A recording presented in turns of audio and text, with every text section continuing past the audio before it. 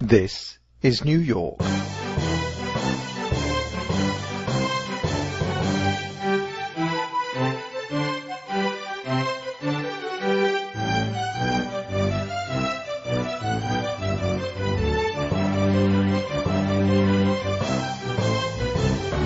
Good morning, good afternoon, or good night. Welcome to what we are now told is a far-right podcast. I'm Brian of London, and this is Shire Network News. If you're worried that you might be labelled a neo-Nazi for listening to a show put together largely by Jews with some important contributions from Christians, you should be. According to commenters on the website of the UK journalist Martin Bright, who we spoke to on our show a few weeks ago about the bile and venom he drew for mentioning that Israel might not be the most evil place in the world, well, according to commenters on his site, this is a far-right podcast. Being on the far right has some benefits and some concerns. In the concern column, we're going to have to tell Charles Johnson that he appeared on a far-right show. We're not sure how he will take that, and we do anticipate losing some commenting rights on little green footballs. In the benefits column, of course, we are now a candidate for interviewing Pat Buchanan, who seems to have got in touch with Hitler via the spirit world and found out that the only reason Hitler kicked off a process to murder 6 million Jews is because Winston Churchill didn't pick up the toys Hitler threw out of his pram. I'm so pleased to hear that. Bad Winnie, bad Winnie. As they say on the BBC's Newsnight programme. More on that story later. Far right. I'm so excited. I've never been far right before. Does that mean I get to bash Jews and daub swastikas on gravestones whenever I like? Ooh, far right. But seriously, what is this nonsense? How many uber lefties can we have on the show, like Martin Bright, Nick Cohen, and so on? For Pete's sake, I'm told next week we even have some Hillary Clinton supporters on the show. Did someone tell them we're far right? So, that brings us to this week's feature interview. Shire Network News has already interviewed right-wing Mark Steyn twice and far-right Ezra Levant. So this week we've scored the man at the centre of Canada's latest human rights scandal. Self-professed, apolitical, but probably far-right, comedian Guy Earle. That's right, 42 years after the death of Lenny Bruce, the man who took a free speech bullet for every comic that came after him, Canada's Political Correctness Politburo has snared yet another thought criminal to be tagged, processed and disposed of for not adhering in public to some pointy-headed bureaucrat's personal vision of what Canadians ought to believe. Guy Earle says he's taking inspiration from Lenny Bruce's example. Hats off to him forever, and everybody out there, cheers to Lenny. I don't think he died in vain, because here I am fighting this battle, and I got people like you, people all over the world that are saying, man, you're doing a good job and don't lose. So it's hard enough for me, but I can imagine it must have been incredible hell for Lenny. Holy shit. That interview with British Columbian Human Rights Tribunal target Guy Earle is coming up shortly. We also have pieces from Merrill, Doug, and our chat with Evan Sayat. But right now we have the far right blog news. We have some good news from the United Kingdom for a change. Sensible left-wing blog Harry's Place is being sued by Hamas supporters. No, actually there is a silver lining to what would otherwise be yet another example of terror supporters engaging in what's known as libel tourism. The UK's laws on defamation are ridiculously weighted in favour of wealthy, influential people who like to use the British court system as their own personal ATM machines and as very effective silencers. In the British justice system, the onus is on the publisher to show that no damage was caused by what they said, and, get this, truth is not a defence. So, when Harry's Place caught out Mohammed Sawala, the president of the British Muslim Initiative, and incidentally a senior Hamas activist, using the phrase evil Jew in an interview with Al Jazeera, they wrote about it. Later on, Al Jazeera attempted to retrospectively edit the word into the less racist Jewish lobby. But again, Harry's Place had the evidence of this attempted cover-up. Now Mr. Sawalha is suing them, and as a result of that, several principled people on the left and the right of British politics have decided to pull out of this weekend's IslamExpo, which is pretty much a Muslim Brotherhood front. Former Shire Network News guests, journalists Nick Cohen and Martin Bright from the left, and Centre of Social Cohesion Director Douglas Murray from the right, have told IslamExpo to go and get stuffed if they and their supporters are going to go around trying to stifle free speech and intimidate blogs for revealing people's true attitudes. IslamExpo is billed as one of those efforts at engaging with moderate Muslims that we must absolutely support. Really? Moderates, you say? Moderates like Dr. Azam Boom Boom Tamimi? Have a listen to this. Anybody in the world, with faith or without faith, must come together in order to eradicate this cancer from the body of humanity. Those who are prepared to sell our goods do not represent us, do not speak for us. Those who resist, those who fight, those who put up a jihad against racism, against Zionism, are the true representatives of the Palestinians and of the Muslims. Israel is a menace, is a threat to humanity. And they are worried that this spoiled baby of theirs is about to be thrown out of this human body of ours. You count my words and you remember these words. It's a matter of time, as they withdrew from South Lebanon because of the great jihad of Hezbollah, and as they withdrew from Gaza because of the great jihad of Hamas and Islamic Jihad. This black chapter in the history of humanity will eventually come to an end. Wow, nice to see the moderates are ready for IslamExpo. One wonders what the extremists are like. Good on Harry's Place for revealing the ugly truth about Dr. Sawalha. And good on Nick Cohen, Martin Bright and Douglas Murray for walking away from this travesty of a conference. It's about time we saw those with principles on both sides of politics working together against the common and, despite what the government might think, extremely real enemy. Dallas County Commissioner John Wiley Price has managed to nudge the lunacy meter up another notch, which is no mean feat in this day and age.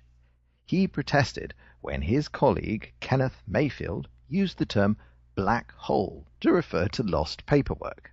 Listen to this. It's the only way to actually believe that anyone can be this hypersensitive and or mind-bendingly stupid.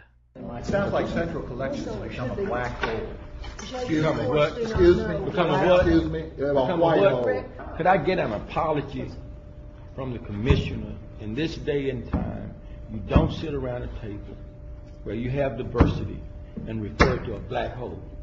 Well, sure I do. It's You terminology. should. It's science. Yeah, but it's science. Because it connotes something negative. Come on. It connotes something that is negative in this society that we live in. Not satisfied with his one-man prohibition of black hole, Mr. Price has gone further and proclaimed angel's food cake and devil's food cake racist terms too. Oh, and black sheep is out as well.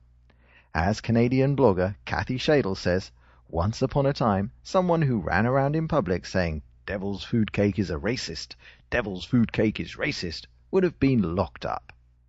Those were the good old days. It's true, the Iranians have measles. Missiles. But judging from the fact that they had to Photoshop the launch of their missiles, how do we know they really have any? And, according to the same news agency that released photos with a duplicated missile to cover the prominent launcher in the foreground that failed to launch its deadly dud, from this same Iranian news agency comes news that Israelis are fleeing Israel in their droves because of the Iranian peaceful nuclear missile program.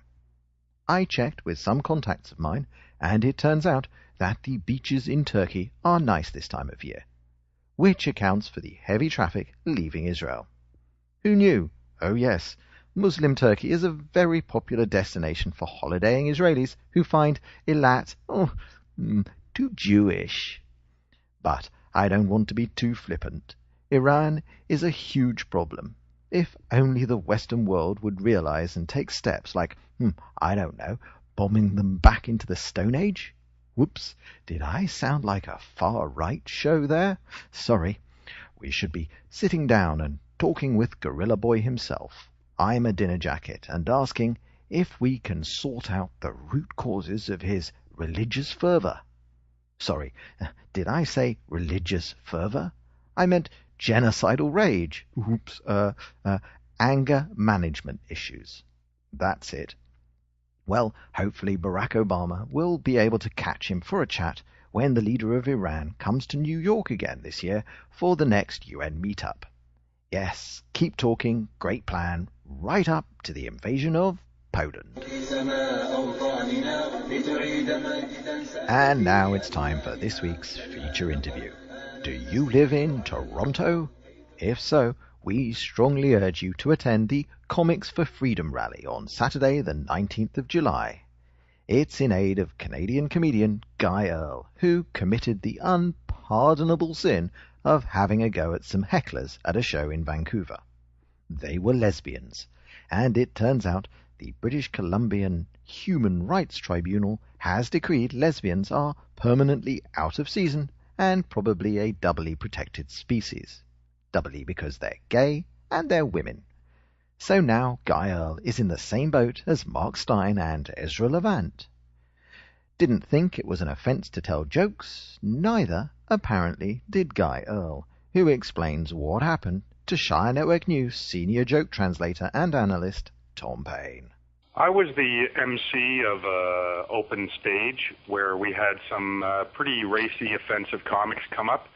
I like to try, as an MC, to provide an environment for any type of act to get up there. That's what stand-up means to me. So this was a pretty offensive room. It had an environment that was pretty unique in the city of Vancouver. This went down May of last year. And I had outside a sign that said edgiest show in town, and we indeed had some very offensive comics. And I usually get up there in between acts and abuse the acts. I mean, that's the kind of room it is. So no one was going to mistake this for a Sunday school class? No, this wouldn't be any place you want to take your grandmother or your pastor. These ladies were sitting outside on the patio for most of the show, well, for the entire show, and then came in at the very end and sat in the booth closest to the stage and began heckling me as the host of the show, as the MC of the show. It's my job to make sure that hecklers don't disrupt the show. So I came back at them with a lot of veracity, which I'm compelled to tell you what I said, but it's taken out of context. And if you come to a comedy club and you're a fan of comedy, I think you know what I mean, that if you take these punchlines or jabs out of context, it can be misconstrued. Heckling at a comedy club is usually something of a suicide mission. I've never been known to be friendly to hecklers. And the fact that these two were actually lesbians, that was just part of what you incorporated into your response to their heckling. It was you made some jokes. You could argue about whether the jokes were funny or anything like that, but they decided to take it to a whole new level. What do they do in response? The reason my heckle comeback is based on them being lesbians is because of the nature of which they were heckling me. They were making out and flipping me the bird like they didn't care about the show. They didn't show any respect for the show, and that's just frustrating for a guy who's trying to keep it together. So the fact that they're broadcasting that they're lesbians and they don't give a flying hoot about the comedy show that's in progress, and they say to me, well, you know what, you're not even funny, so why should we pay attention to the show? You're not even funny. And I say, well, you know what, you're not even lesbians. So that's how it starts. I hit them where it hurt, and it didn't really matter to you whether they were lesbians or two guys or a guy and a sheep. You know, you were just going to go with what they gave you. I mean, I hear sheeps are anatomically pretty correct, so who am I to judge?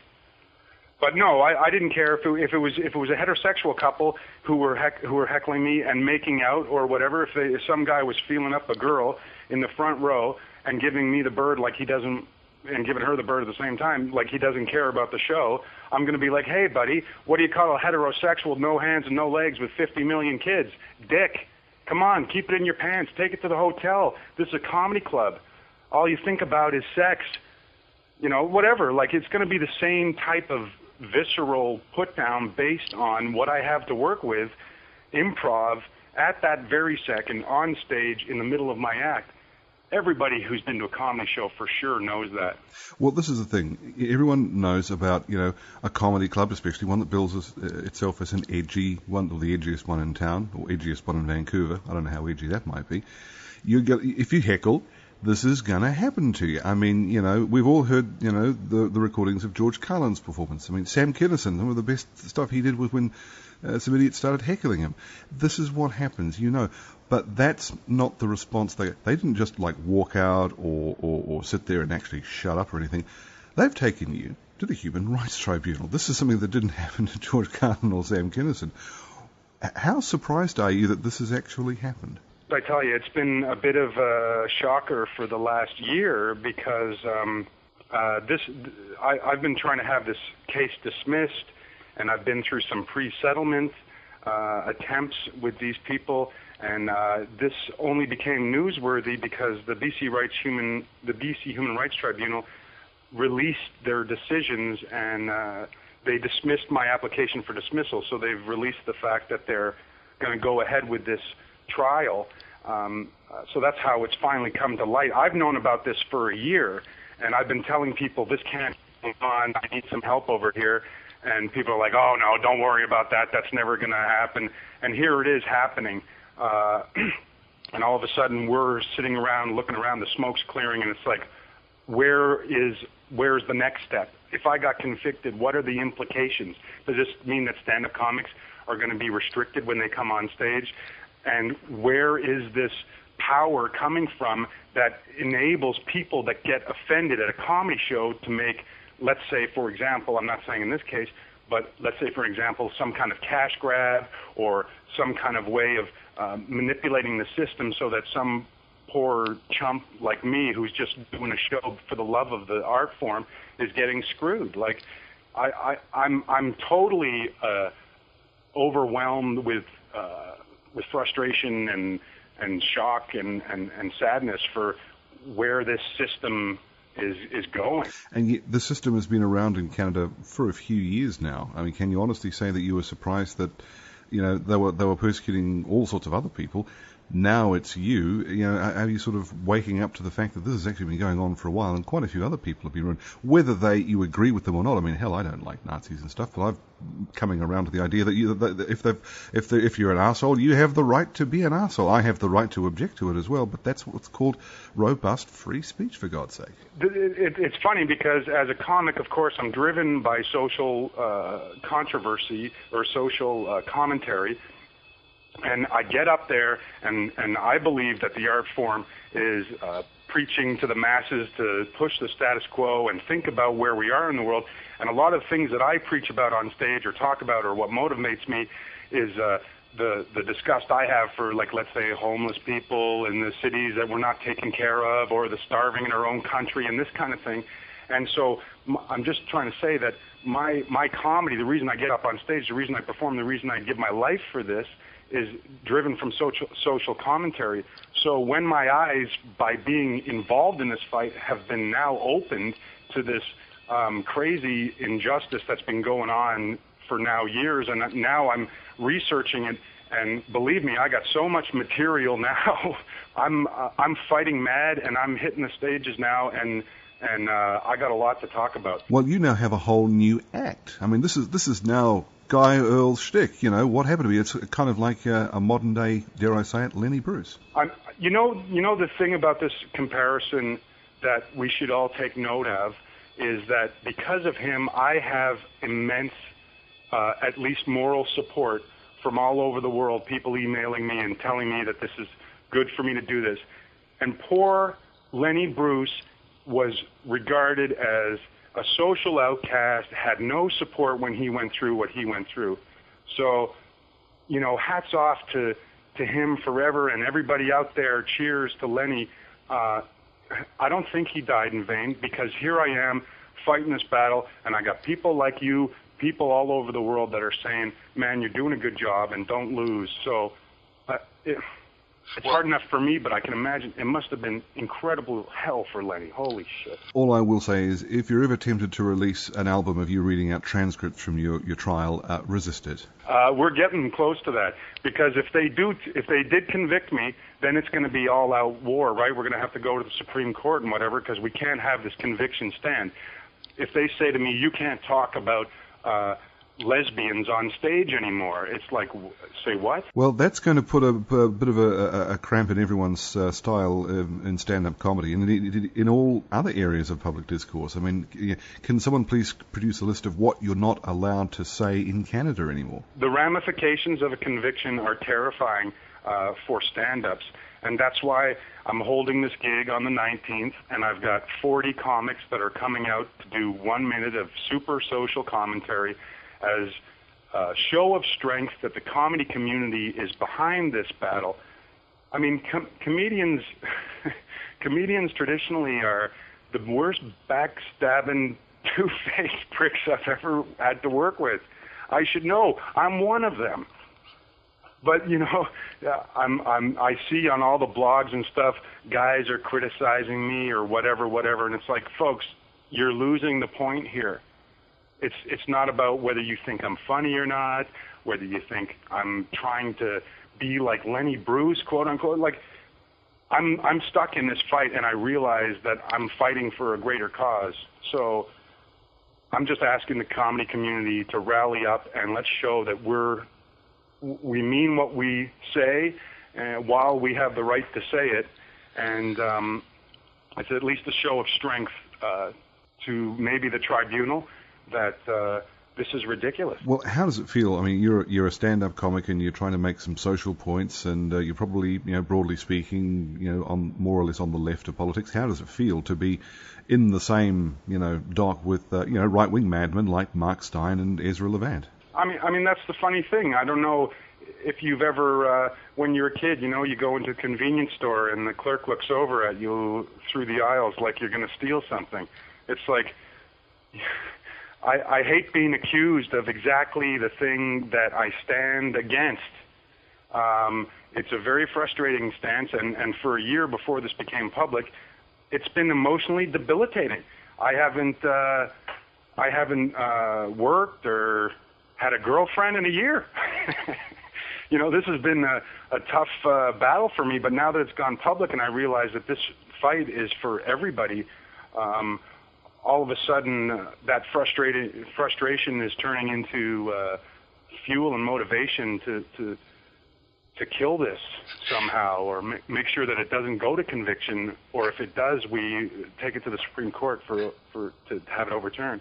As a result of what's happened to you, have you had a look at what the prosecutions against Mark Steyn and Ezra Levant and the Western Standard, and what do you think of their things? I mean, a lot of people in your position will be trying to say, I'm not like them, I'm different, don't attack me, attack them. I'm not even close to being fully educated on these other cases of Mark Steyn and Ezra Levant, and I know that obviously the Human Rights Tribunal is extending their jurisdiction to places that it shouldn't.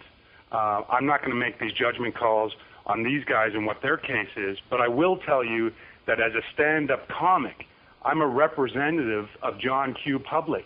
I'm the friggin' canary in the coal mine for free speech. Like, I don't have any affiliations. I don't have any religious or, I'm just a guy who's speaking from a soapbox. I don't have any other motivation or mandate except for truth. And I don't know. I think that this case, to me, seems even more compelling because I'm a representative of the average guy on the street. I have no affiliation. And this whole issue, it's got nothing to do with whether you're on the left of politics or the right of politics. This is something that's really a challenge to basic, dare I say it and sound like every generation of Canadian politicians, it's un-Canadian. Right. It seems that we've been fighting for 250 years or 200 years to build a country that is supposed to be supportive of minorities and a society that has a lack of discrimination and all this good-meaning stuff. And here, the average guy is being put in front of the tribunal. So, yeah, it seems like the system has imploded on itself to some degree, and it's there's some sort of loss of vision or what. It seems un-Canadian because this, I thought, was the freest country in the world. How wrong you were about that, Guy. Read more about his impending legal fight at his website, linked to in our show notes. If you're in Toronto on the 19th, do be sure to support Guy Earle's fight with the anti-free speech bureaucracy by going along to Comics for Freedom rally at the Comedy Bar, which is 945B, Floor West. 40 comics will hit the stage for 1 minute each of raw, uncensored social commentary.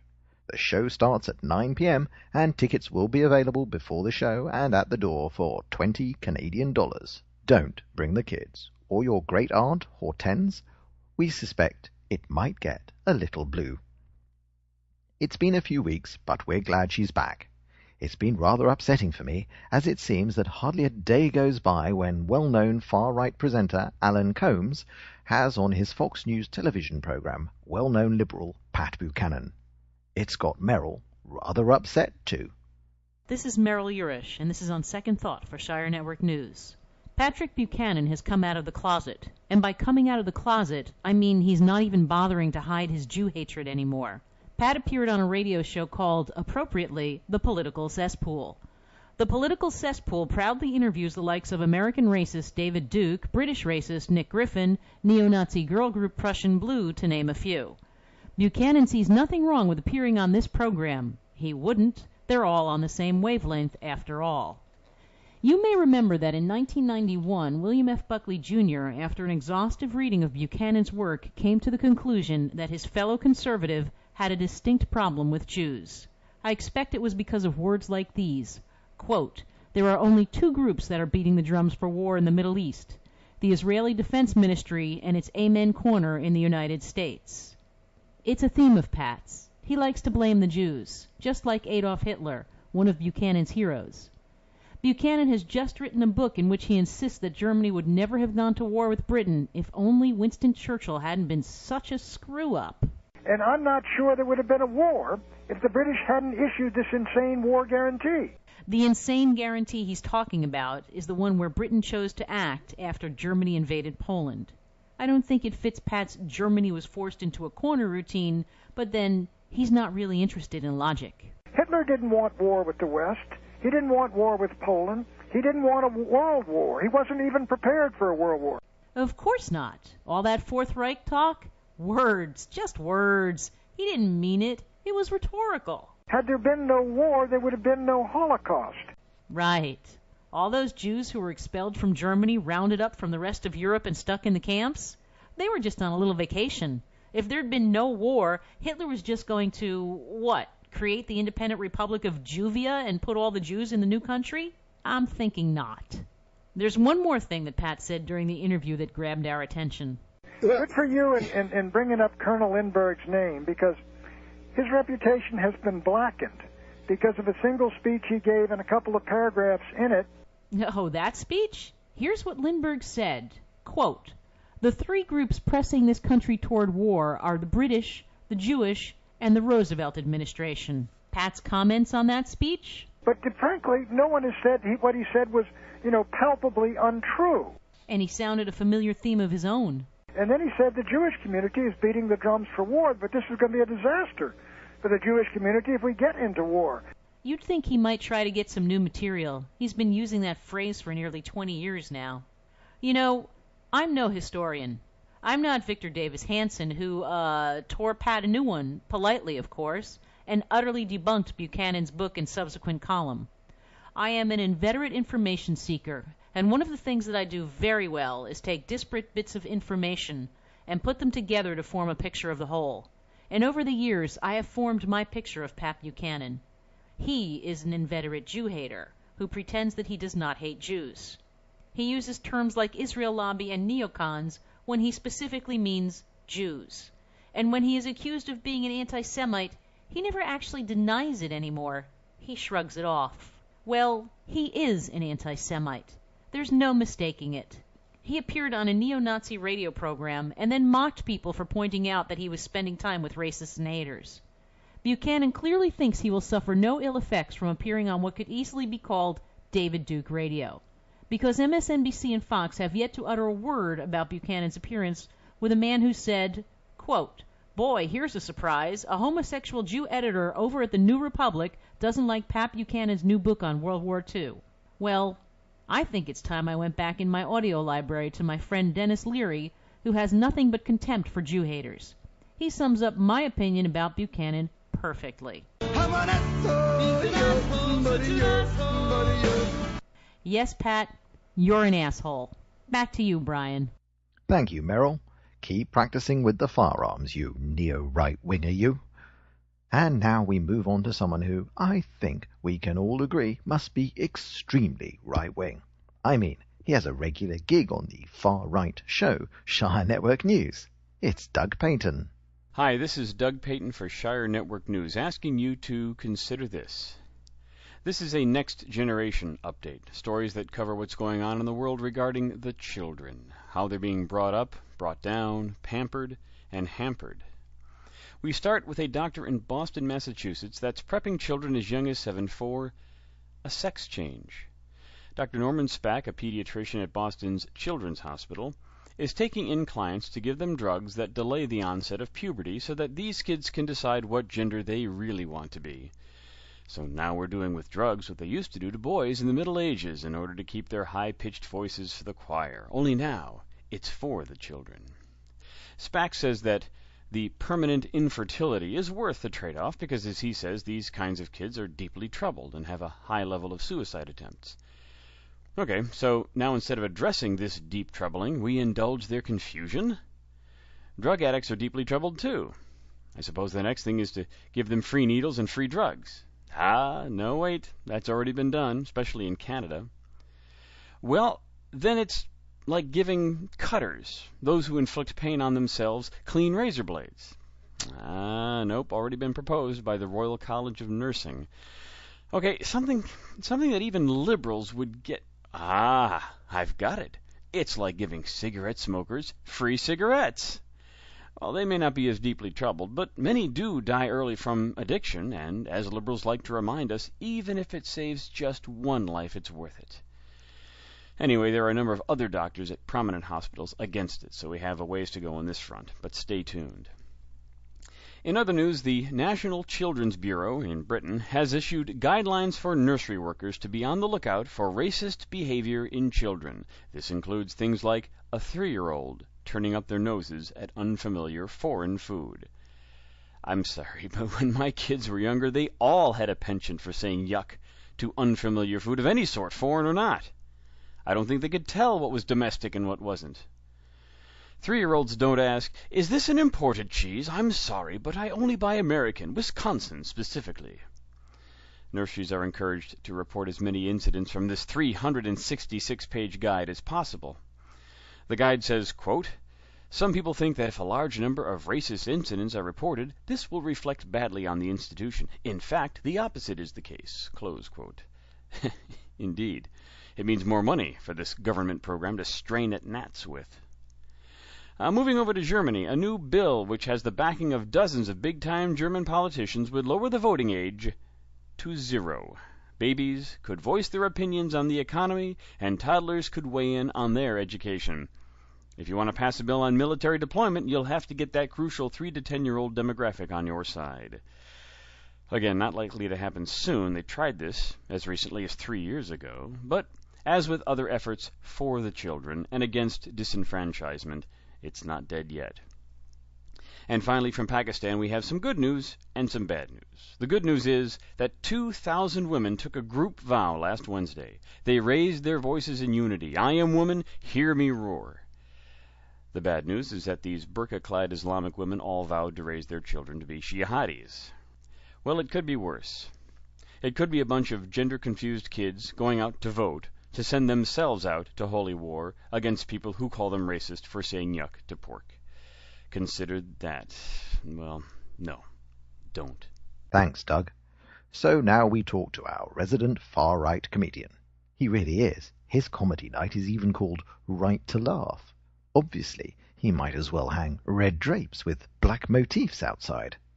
He joins Tom Paine to chat about the implications of Guy Earle's prosecution by Canadian human rights apparatus. Oh, this is chilling. You know, guys like this, guys like myself, we work with words. And when your words are limited by, and there's somebody actually sitting there and deciding what you can say, it's not even what you can say, they're deciding after the fact what they want to do to you, based, by the way, solely on their politics.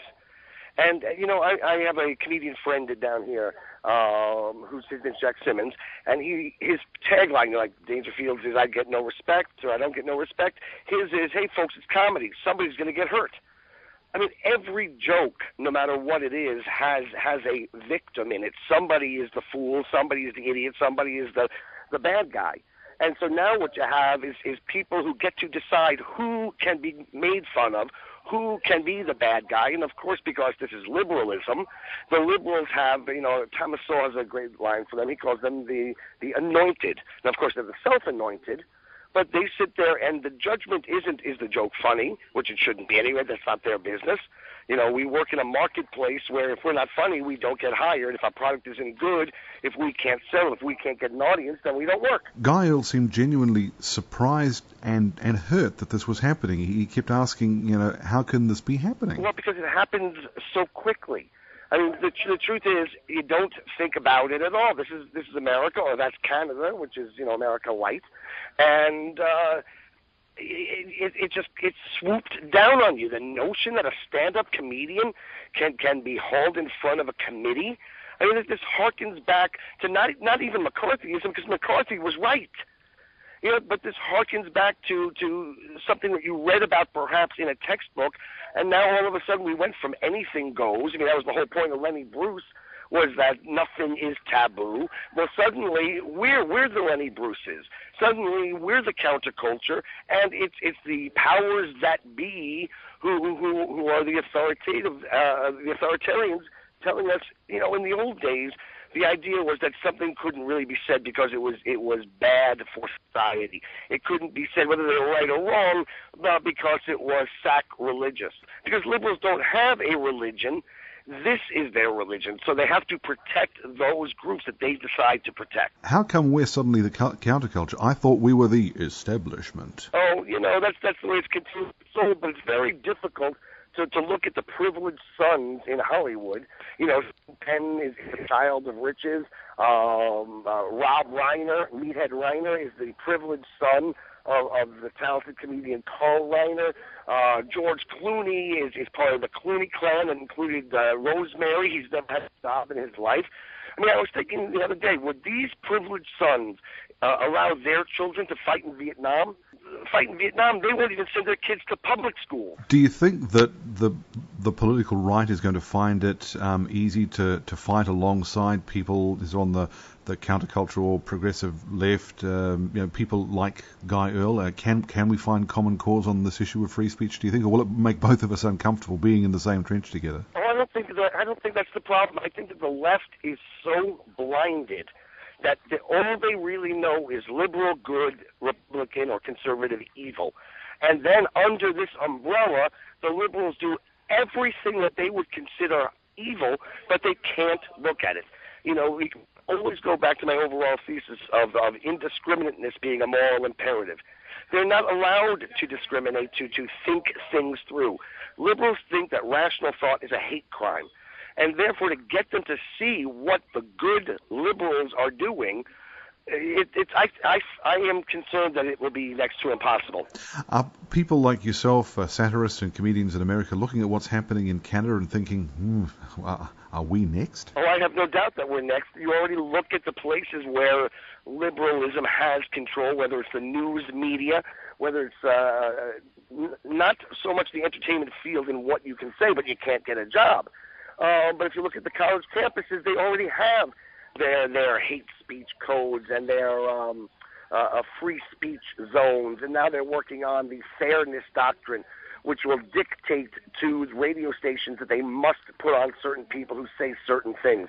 It's already happening here. I tell you who they should get on for that Toronto-based Comics for Freedom concert that they're putting on in aid of Guy Earle. They should get Mario Savio, the Berkeley Free Speech Movement. Oh, absolutely. Why don't you make the call? And you still have time to catch his show somewhere on Sunset Boulevard on July 22nd.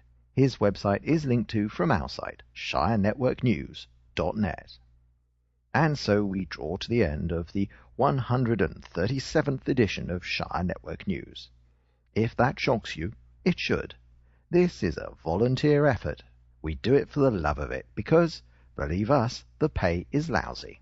If you want to help out, you'll find a donation button on the site, or just spread the word and help us reach a larger audience. As I'm now a card-carrying loopy member of the far right, I've just read Brad Thor's latest novel entitled The Last Patriot. To give it a Hollywood pitch, I'd say it was the Da Vinci Code for Islam. If the Da Vinci Code proposed that the religious establishment of Christianity was hiding an embarrassing secret about Christ's secret child, then The Last Patriot is proposing the even more far-fetched proposition that Muhammad's Allah changed his mind at the end and delivered a final, peaceful revelation that would have scuppered their plans for world domination. What fiction! But just about everything else in the book is true, and I must say I enjoyed it. It's a sort of Robert Spencer book, but with guns and action and boy stuff. It's also rather pleasing that it's the #1 bestseller here in the US right now. So that's it for this week, except for a quote that I know is a personal favourite of David Littman, who is making a good recovery after the mild stroke he suffered following his frequently interrupted speech at the UN in Geneva about female genital mutilation. It's from that notorious right-wing warmongerer himself, Winston Churchill. You ask, what is our policy? I will say, it is to wage war by sea, land and air with all our might, and with all the strength that God can give us, to wage war against a monstrous tyranny never surpassed in the dark, lamentable catalogue of human crime.